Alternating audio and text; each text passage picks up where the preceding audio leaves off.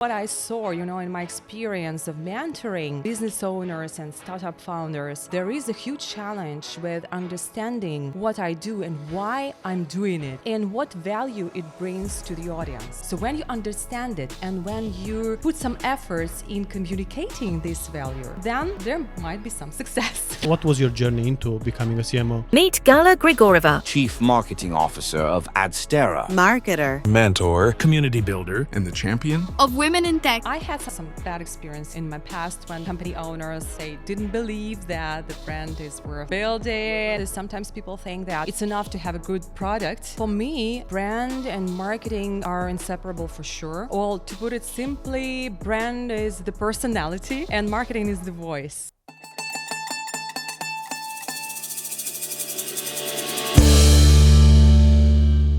Hello. Welcome to another episode of Made in Cyprus. Big business stories from a tiny island, or Mytsia Larotsi, if Greek is your favorite language. Today with me we have Gala Grigoreva, CMO at Adsterra. Welcome to the show. Hello, everyone. Thank you so much for inviting me. Thanks for being here, Gala. I know that you're very busy as a woman, and just to help others understand how busy you are, thanks, Cleo, you are a marketeer, a mentor, community builder, well-being coach, yoga instructor, mother of two, wife, CMO at Adsterra, and also advocate for women in tech. Yeah, sure. Did I forget anything? Oh, probably something. I'm also a singer, so sometimes I sing and take part in jams. Do you sleep? Yes, I do sleep. I still have some struggles with it, but yeah, I'm trying to expand my sleep time anyway. Yeah. Let's keep things simple. I think we're going to cover a few of these topics because you have a very interesting personality and I've been following your journey for a while. And in fact, we were planning to do this podcast 1.5 years ago. And we only just managed to align diary. So I'm grateful for that. Tell me about how you got to becoming a CMO and also help the people understand our listeners, which are mostly tech builders and product builders and business builders. What the heck is a chief marketing officer? Well, a chief marketing officer has many hats. And I would say that it's like, to be a conductor of an orchestra when you have to get together all the musicians, and set it up. But I would say, and many people may think that it's all about, ads and social media and something really creative. Well, it is, but mostly it's about strategy. It's about growth. It's about data. Well, yeah, being creative for sure. Actually, I must ensure sustainable growth for my company. So this is what chief marketing officers are doing.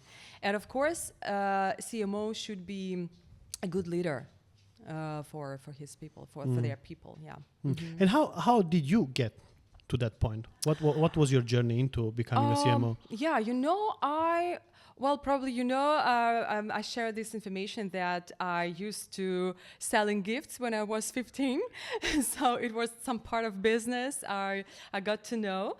But for me, it was also always interesting, to promote things, not only selling, but, making things we're making people aware of what others are doing. So it was a natural gift. You always had it, yeah? Yeah. I was always good at communications, I think. And so first I was interested in PR and I was responsible for promoting business events, organizing and promoting business events. And then I pursued PR and finally I jumped into marketing because I thought that marketers earned bigger money. But actually... How do you feel about that now? I do feel it's true, actually. And sometimes, most of the time, marketing, it's like an umbrella for all that stuff, like PR and branding as well. It's interesting. In some companies, it's completely different. I mean, in some companies, brand is first and branding is more important. And then brand managers have their teams of marketers, digital marketers and PR managers. But sometimes it's vice versa, like, for example, at Adsterra. So we have me as a CMO, and I have quite a large team of different managers. So it's not non-linear, I would say, and they are responsible for a lot of channels. And also we have a head of brand marketing responsible for promoting our brand, building it, Brilliant. building trust and loyalty. I love that because there is a lot of BS out there and a lot of content that I saw about the brand versus marketing and marketing versus brand, which honestly I find it a waste of oxygen and a waste of energy to get into the conversation. What is your personal view on these two different but let's say integrated to each other practice? How do you go about it? Well, for me, brand and marketing are inseparable for sure. Well, to put it simply, brand is the personality and marketing is the voice. So brand is what you are, what you do, how people perceive your brand. And marketing is a way to communicate value. Because sometimes, and speaking about tech founders, tech businesses, sometimes people think that it's enough to have a good product, but it's not enough, unfortunately, because the market is, because the consumers are overwhelmed with content, with numerous offers. There are a lot of applications, a lot of solutions, and you actually have to stand out. And this is where marketing can help. Yeah, it's interesting. I wanna dive into it a bit more on the concept of the consumers are overwhelmed, on the concept that a good product is not enough. What is enough then? What do these tech builders have to do to give these businesses a best chance to succeed? And what's your take on it? In my opinion, it's absolutely necessary to build your story. Well, I mean to excel in storytelling. So there is always some story behind, It's not just I decided to build a product and I did it. There is always something that really motivated you. And your story and your motivation should be everywhere, in every message you convey to your audiences, to stakeholders everywhere. So I think it's absolutely, from what I saw, in my experience of mentoring business owners and startup founders, there is a huge challenge with understanding what I do and why I'm doing it, why I'm actually doing it, and what value it brings to the audience. So when you understand it and when you put some efforts in communicating this value, then there might be some success. I love that. I love that because you're absolutely right. And I don't know if you remember Simon Sinek, Golden Circle Start With Why. He said, every single business in the world knows what they're doing. Most businesses know how they're doing. Very few businesses know why they're doing it. Right. Yeah. And I love that you brought this up because sure, good products, good team, good offer, good sales, good design and everything, but ultimately there has to be something truly unique to you that fuels everything that you are, through a different story, so you can stand out on all others. Yeah, sure. Because every single market is saturated now. And what do you think is the relationship between then technology and marketing? Because at Adsterra, I suppose you guys have a lot of technology behind of what you are doing, right? Yeah, sure. Well, as we've just discussed, I think that for marketers, it's a big job to make tech promoted, to get it promoted and to make it known to a lot of people, to bring an audience, to build relationships, to increase brand awareness, of course. But it's also about strategies, as I said. So I think that marketers should be involved in, creating a business strategy, not only a marketing strategy, because marketing grabs a lot of insights from the market and brings to the product team, for example, or to the sales team. And there is always kind of exchange of insights and ideas, what should be done. And marketers can have a look at the competitors, for example, or they monitor trends, and they can bring something really specific and valuable to their companies. So marketing should be, and it is actually a profit driver, not just, a cost unit. No, 100%. Yeah. And yet many brands and many companies think about marketing after, right? There is that mentality, I need to have a product, I need to succeed, I need to sell, I need to prove my presence in the market for a bit, and then perhaps I think about marketing. Right, right. Well, for tech people, I think it's important to show the numbers. When you show them the numbers, when you bring real-world examples of, smart marketing turning good products into billion-dollar businesses, then it might work. Actually, It's about how you packaging and deliver it to the right. to And when they to these see people. when they see what you're doing and that there is a huge impact, you're executing, then they just start to believe. They start believing you. They build trust in you. And staying on the tech pillar, you've been doing this for a long time, right? Your marketing is in your DNA. I mean, since you were 15, you're kind of like born and raised in marketing, and tech changed things quite a lot. What do you think? What are the things that you saw changing the most, let's say, in the marketing space in the last couple of years? Oh, a lot, for sure. Well, marketers today should be not just, creative and analytical people. And that's what I love about marketing most. This, blend of science and art, of data and creativity, because you can apply, both types of skills. But today's marketers should be real engineers, because we're talking about MarTech, we're talking about ad tech.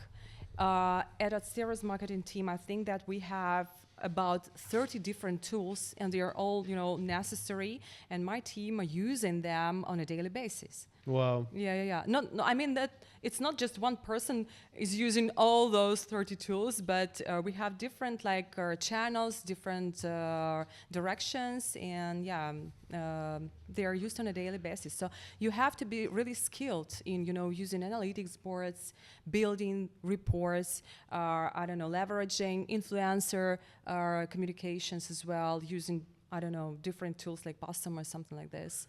Monitoring brand mentions, understanding the dynamics, It's a really holistic practice, right? It's many different touch points. I want to touch on something that you said about Adsterra, that you have more than 30 tools.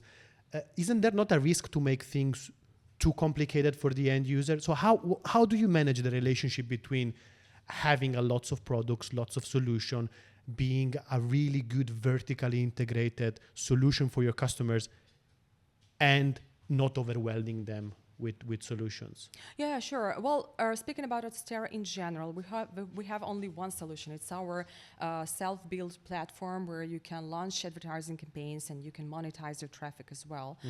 So we connect advertisers and publishers worldwide, maximizing their revenue. So publishers can place their ad codes on their websites, and advertisers can, launch campaigns and provide ad creatives and so on and so forth. So we match them and we optimize campaigns using machine learning, predictive analytics, things like that.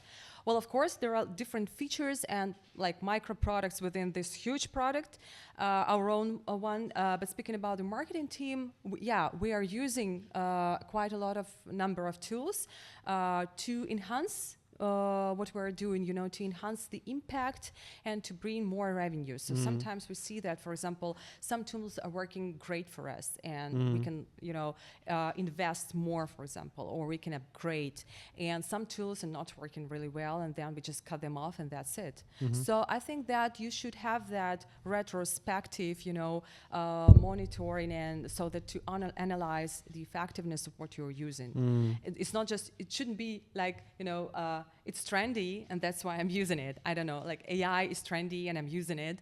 It should be what you really need, it should bring some value to a company. Yeah, it sounds to me that you talk about a lot what is the actual final impact of what you do, not only talking about, but also being able to monitor what you do and track what you do. So from a tech, going back to the listeners and to the final user of this podcast, right? The doers and tech builders and entrepreneurs. So what is your advice to build that beautifully orchestrated orchestra that creates a nice symphony? So how do we get to that point where all these different touch points, all these multitude of things that need to happen and we need to be able to track, they actually work in beautiful harmony? So how do we get in that situation? Well, everything starts with goals, I think.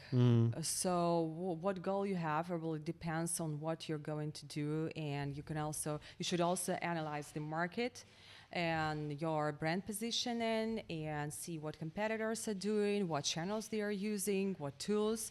Everything is, transparent, so you can obviously see that just, browsing the internet, analyzing their advertising campaigns, for example, and then you start testing a lot. I mean, that marketing is also about testing. It's not just like, okay, I created this strategy and I envision that we will have that, revenue growth within a year or something like this. A lot of things happen just because they happen, to be honest, because you're testing. Some channels might be completely new to you and you never know what you will get there, and you spend some money and there should be some budget for experiments, I'm pretty sure, and we have that at Adsterra as well, and we test different channels and we see if it's working for you. It might not, it might not be working for your competitor, for example, but just because you focus on your branding, on your communication, you're building your authentic, relationships with the audience, this channel might be working for you, and you just start scaling it. So it's like this. So step by step, and by conducting a lot of research and doing some experiments, you come to that harmonious picture of marketing mix, I would say, of what is working for you specifically. And if you had to build, if Gala Grigoreva had to build a brand from scratch today, where would you start? Well, when I joined Adsterra, I was responsible for rebranding, which is not, easy. Tell me more about that. Yeah, but it was challenging, and I thank God that the management really understood the Did they change name, or the necessity. name was already the same? Yeah, no, the name's still the same, Adsterra, but the logo and the brand colors were changed, and a lot of things. I mean, the brand is doing now, because there was no brand marketing at all, I would say. So brand marketing appeared, I think, like 3 years ago. Like we started doing something systematically. For yourself, you mean, for the company? Yeah. You were already helping others with their advertisement and with their marketing, Sure. but you didn't do it on yourself that much. Yes. And of Interesting. course, first the marketing team was focused on generation leads. It's like everywhere, and owners believe in lead gen first. They understand it more, isn't it? Because there is a metric attached to it. Right. And our boss, when we started doing something for branding, I mean, some events, like brand activations, branding campaigns, a lot of like social media branding content, things like that. And then we rebranded and created our brand book, where we explained what we are, the archetype of our brands, if we were the personality, what it would be like, and so on and so forth. The boss at our meetings, he used to say, you cannot see it right now, but we are doing a lot of work, and hopefully, in a year or so we will see it. And actually, we saw it. We saw the results, and it's huge. I mean, that for brand, I would attribute about 80% of revenue, to brand. Wow, Really, huge. Yeah, huge. And speaking about our channels, the direct channel consisting of, forums, social media, reviews, things like that, a lot of organic things we're doing, and our brand organic is just a lot. I mean, that these are the main channels for That's fantastic. Adsterra. So it's a complete U-turn from lead generation driven company to brand marketing driven company. Yeah. It's fantastic. And if you were to start today from scratch, what would you do the first? first step, right. The first step was I thought that it was necessary, to talk to my boss. So I wanted to find out, to reveal what motivated him, how he envisions the brand in the future, what he wants for the company in the future, how he perceives the brand himself. Yeah, and at that stage, he did not fully understand what actually brand is, or actually no, but he trusted already, because thank God he understood that it was necessary for the company, and to go to the next step. And to start, working on our brand, because I had some bad experience in my past, when company owners, they didn't believe that the brand is worth building. Welcome to my life. You're just wasting money, and that's it. Or you are building your personal brand, and that's it. But every business owner should understand that if you're building your personal brand, it's tightly connected with the company brand as well. Yeah. You know, you're promoting through your personal brand, you're promoting a company. Yeah. And it's cool. I really enjoy, you know, when business owners are building their personal brands as well, working on them. Yeah. Let's go into that a bit later. So you said step one, understanding of what was the foundational story Right. of creating the company. Because based on this, you will be creating storytelling. Yeah. I mean, that you will integrate it in your story, that you will publish on your website, that you will convey through a messaging and so on and so forth. And of course, doing some research was absolutely necessary. I did a lot of surveys, through churned clients and also active clients. So what they loved and what they hated about us, about the product, about the brand, how they perceived it, what they meant under our logo, for example, how they understood our colors, things like that. Yeah, and also it was important, you know, to match the values that the team translates, I would say, like brings to the audience, and also the values that our audience thought it was all about us. Yeah, I like that, and I love specifically that matching the values, because ultimately the way that I'm thinking is that the business makes a promise to a customer, and who brings that promise to reality is the employee, Yes. right? So there has to be a bridge and alignment of values, and then how did you bring it to life once you had this strategic foundation, let's say?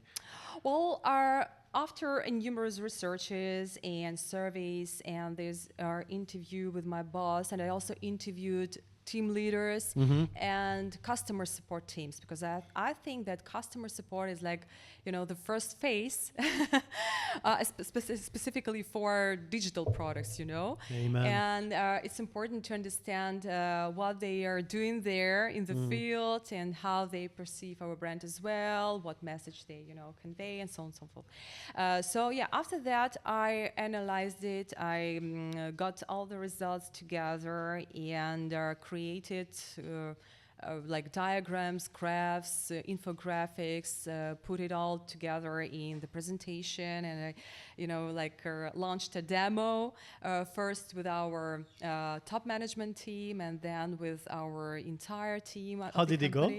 Well, it was interesting, actually. There was a feedback that, yes, it was so long awaited, you know, that finally we understand what we are. That's good.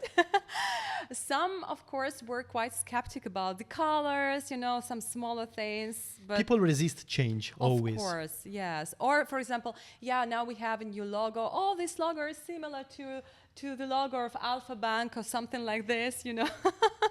So it doesn't matter, because if you have a story, well, there are a lot of similar things. I mean that, yeah, even we are talking about being authentic. Yeah, there are a lot of talks about being authentic. But when it comes to real actions, nobody knows what to do so that to be authentic. So you have to dig inside yourself, I mean, inside your brand, inside the team, your strengths, your weaknesses. A good SWOT analysis would be really nice. And you should also consider what your competitors are doing, because they can be actually the same. They can also talk about being authentic, being friendly, and we have a great products, great team. All that stuff. But actually, yeah, you have to think about something that will be specific to you only. And what we found was partner care. So it's our unique in-house partner care program that, thank God, I managed to implement through, I don't know, almost every department in the company. And first of all, customer support, customer relations, and also sales teams, finance teams.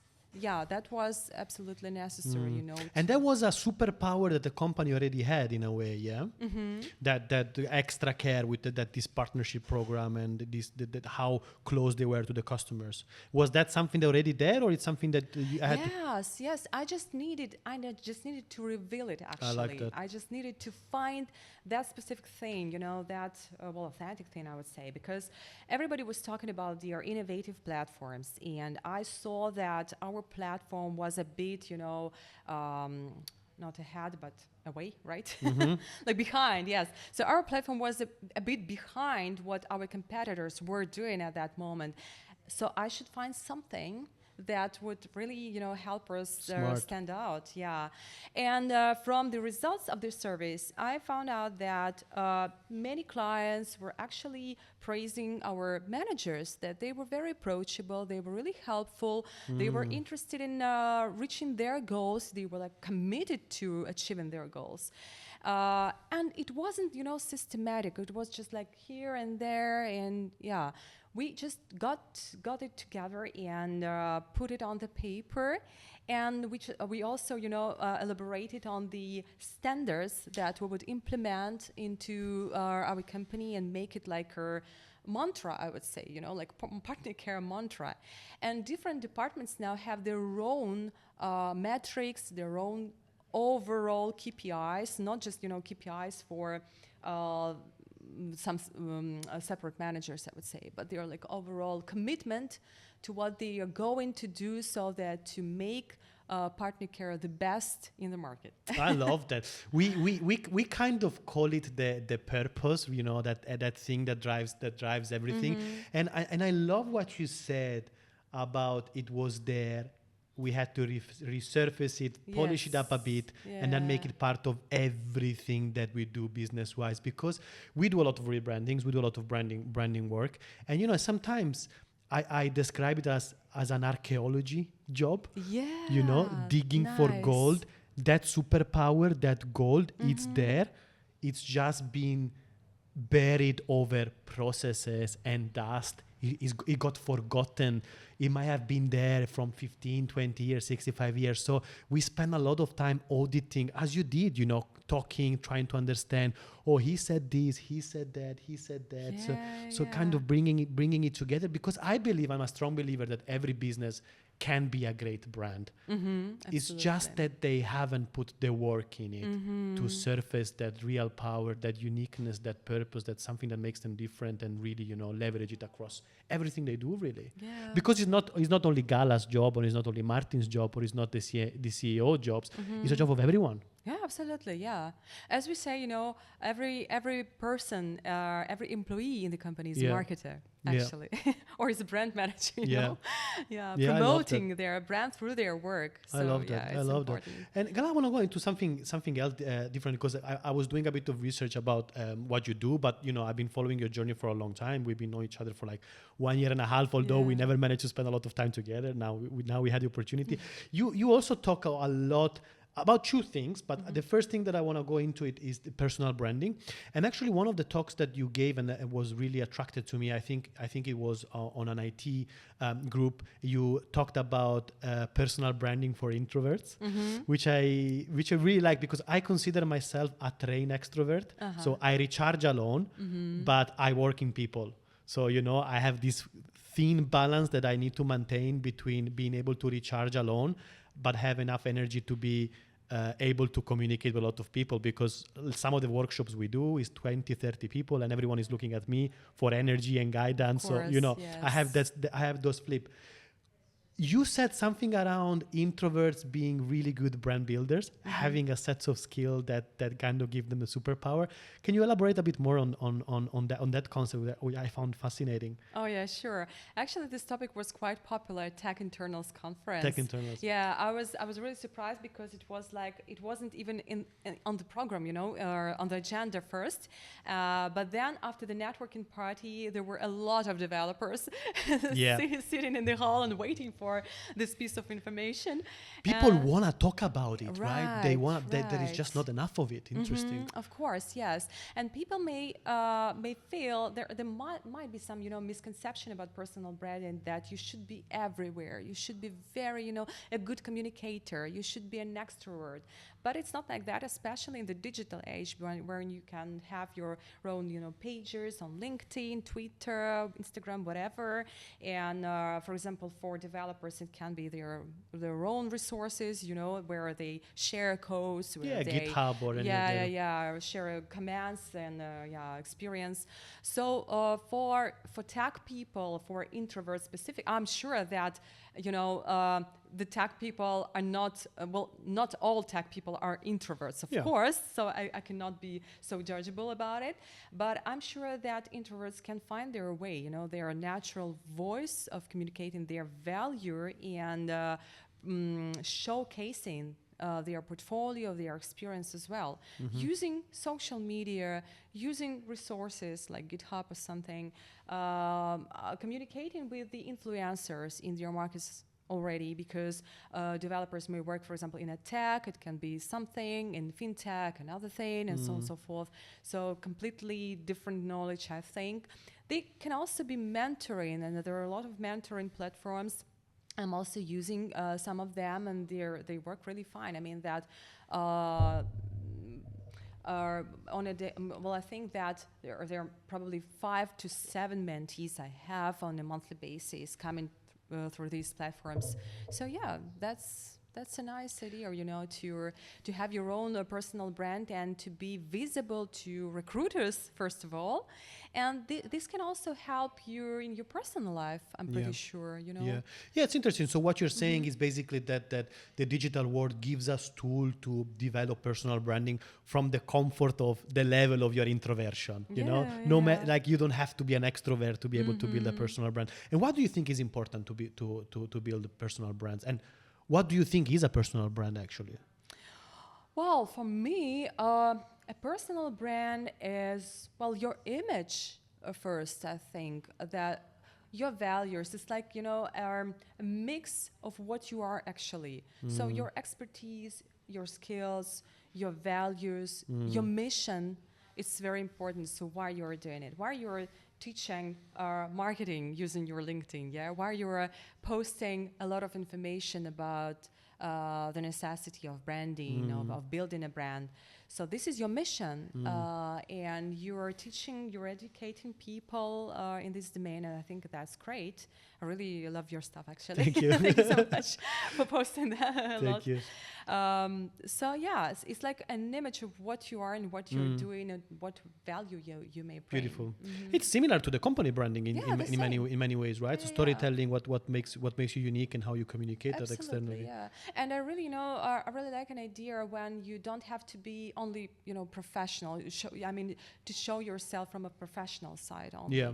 It can be something personal, because we are people, we're humans. We have families, we have hobbies, we have, music interests, and so on and so forth. We can share it as well to show that, we are, vulnerable too. Yeah, we are all humans. Yeah. And I love that because I think we are living in an era of decreased authenticity. Instagram tells us how we need to look. TikTok tells us how we need to behave. Medium or LinkedIn tells us how we need to write.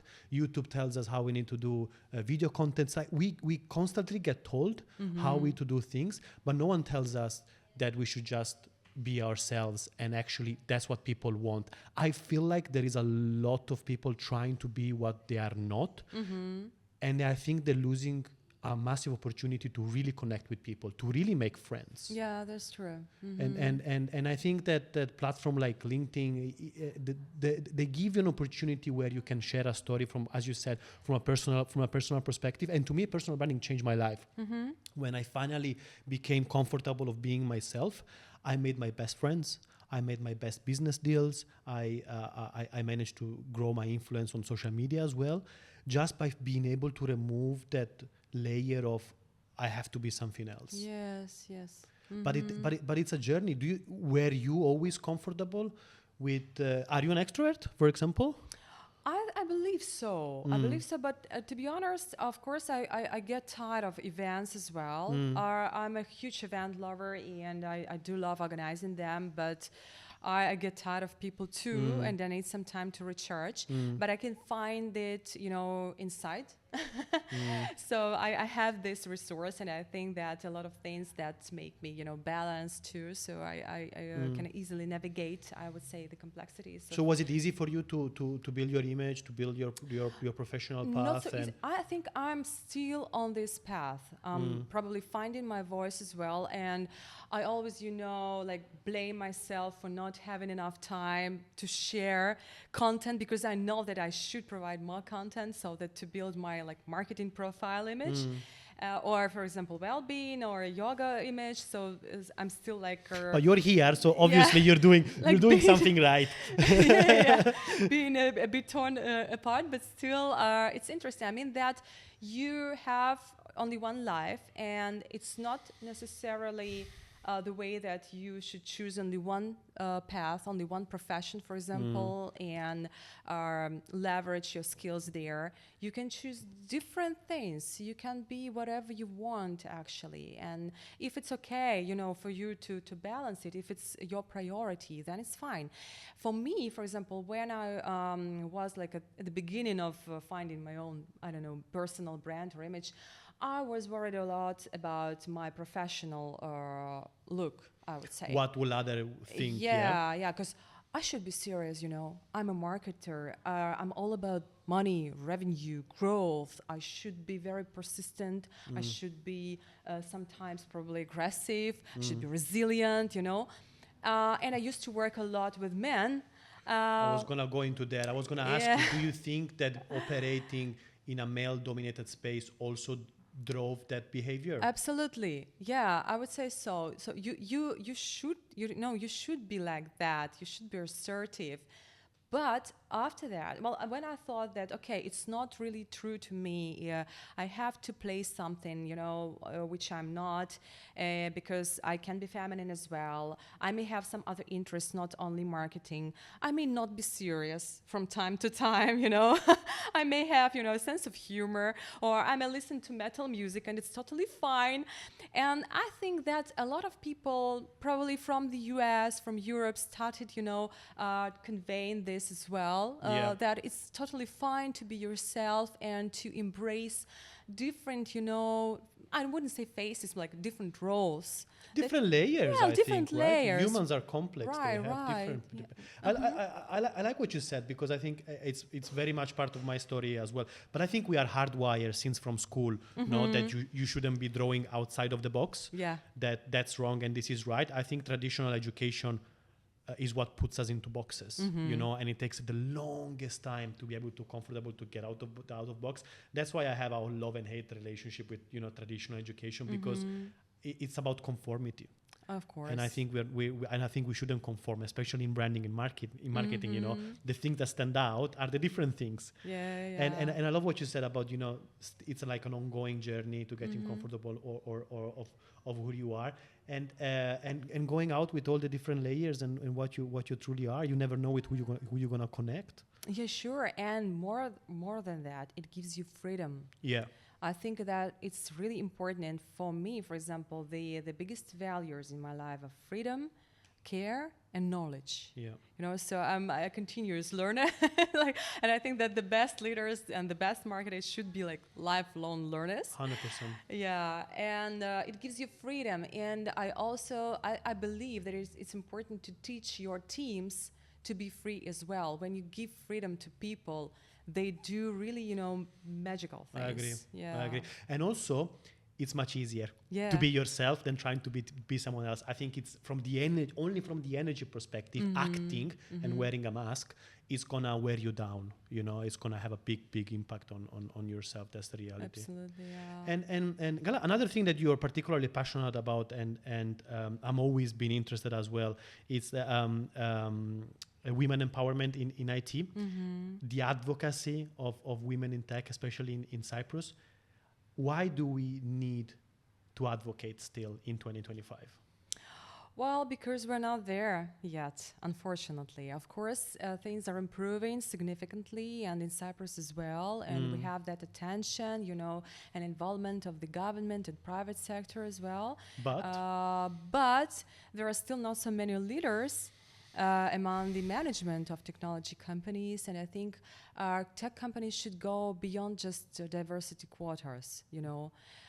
It should relate to mentorship, funding, and leadership pipeline, I would say. Where did this discrepancy started from? Because I think one good thing is now there are people like you, there are organizations like Women in Tech, that there is Tech Island, there is a lot going on in Cyprus as well. But is it a cultural problem? Is it educational problem? What's the source of lack of women of power, and especially in tech? I believe it's a historical problem, first of all. So it just goes from the past, and it was natural, it was traditional, you know, for women as the main caregivers, and they are still are in a way. So first kids, and then, you know, parents, and you never have it all. But yeah, I think that it goes from the past, and there is something we can do about it, because things have changed a lot, and now you can, you know, handle a lot of things. You can be a good mother, you can be a good wife, a skilled professional, you can be a top manager, but of course you always sacrifice. Well, I believe that you always sacrifice things. If you know, go further and you want to get something, you know, to reach some heights, really huge heights, then you should sacrifice something. What do you think are you sacrificing? Well, probably sometime it can be time with my family, maybe. But well, we don't have babysitters, so it's just a nursery and a school.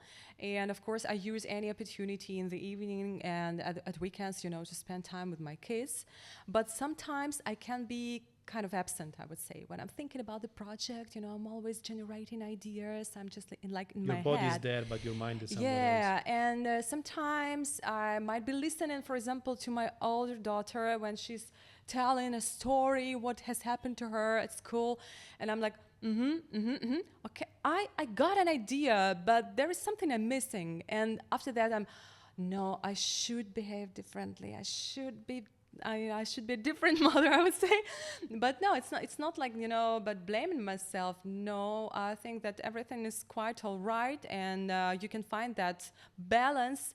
And sometimes you can see that if you are having, for example, if you're pursuing for another career goal, you should spend more energy and time on that instead of, you know, being somewhere else. But then when things just are settled, you can dedicate your time to your family, you can spend a vacation. So it's just like, balancing is finding all about the tricky balance. Finding the tricky balance, What can man do? What can man in my position, for example, do then to maybe in a couple of years be in a better situation in terms of empowering women in tech? I'm not sure that men really need it, actually. I don't know if you feel it, that, well, we need, or I need, for example, more women in leadership. At Adsterra, there are quite a lot of ladies in the leadership team. I think about 80% actually, and 25% of tech developers are women, which is good. I mean, it's quite a good ranking. I really feel that we have to, and what men can do, they can provide mentorship. Well, I think that men can challenge their biases, their own biases, and women may have them too, towards other women. It actually exists when we, for example, look at the women and we think, okay, we can hire her, but then she will go on a maternity leave, she will have kids, and she will just drop off her career, and it can bring a lot of problems to us. So no way. Let's make a decision and get that man on board. Yeah. But in that case, then also the government needs to come into place, right? Yeah. Every part. I mean that the society should be open, and it should start from the families when there are no prejudices and no biases towards, you know, the toys and the activities that our kids are pursuing. Or like, for example, my daughter said that football is for the boys, but I love playing football, so why not playing it? Just go for it, and that's it. It's very easy, I think. And now we have all the opportunities for this. And for the private sector, it would be nice to have, well, maybe for some quotas, but for some it can be some programs like internship or job shadowing or something for the girls specifically. That's Yeah. what, for example, our Girls in STEM Academy are doing. They're working with girls from rural areas, and they, bring a lot of programs in life, and Yeah. I think it's really helpful. I mean that the value should be real. There should be something. There should be some impact. Yeah. Yeah. So in mentoring, numbers. investing, and promoting these activities, Absolutely, I think yeah. is how you're gonna. And the get there. government for sure should be encouraging businesses, to Yeah. hire more women, not be afraid of their, caregiving activities and so on and so forth. So they should be open as well, and somehow, I don't know, maybe providing financial benefits. 100%. That would be great. Mhm. Do you feel positive for your two daughters? Absolutely, yeah. I feel that they're a very bright future, will be there for them. Amazing.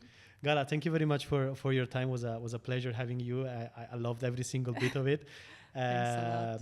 See you next time. Don't forget to subscribe, share, support. If you want to connect with Gala, what's the best place? Is LinkedIn the best channel? Yeah, I think so. She's very active on LinkedIn, always busy, and just go make sure that you go and follow her stuff. Thanks everyone. See you next time.